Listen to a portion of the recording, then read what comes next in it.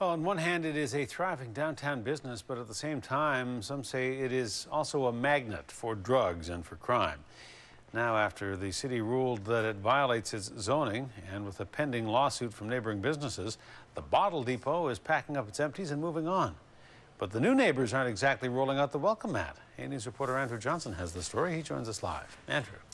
The bottle depot is moving into a more industrial area of downtown, but nonetheless, people are wondering what else it will bring to the neighborhood besides the clink-clink of glass bottles. Ron Beeland rolls into the bottle depot at the intersection of View and Vancouver 3 times a day and says the depot's move across town is a big mistake. It's going to be chaos down there. You're going to have carts going up and down Douglas Street.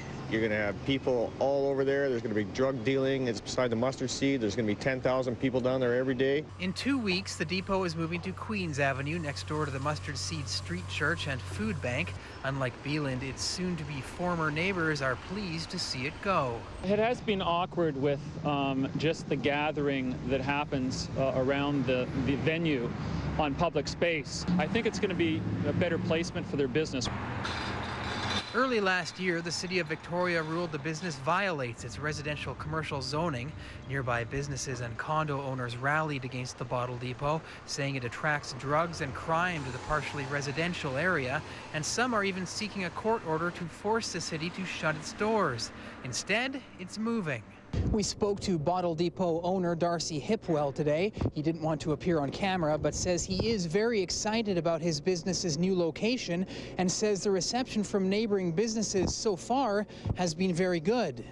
But across the street at U-Haul, Carmen Wallace is beside herself.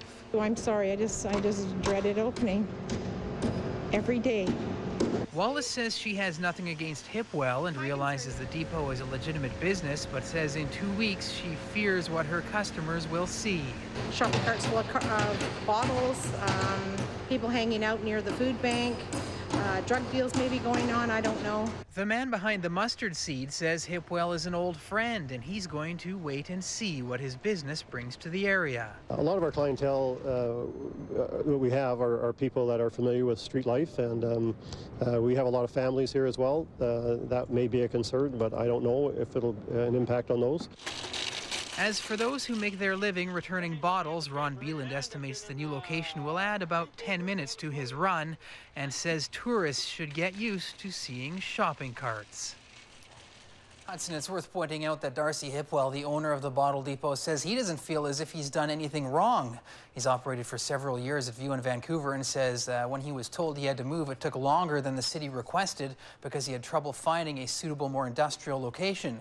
Now, despite Hipwell's excitement over this roomy new location with plenty of parking, he may soon be facing the same old problems. Andrew, thank you. You're welcome.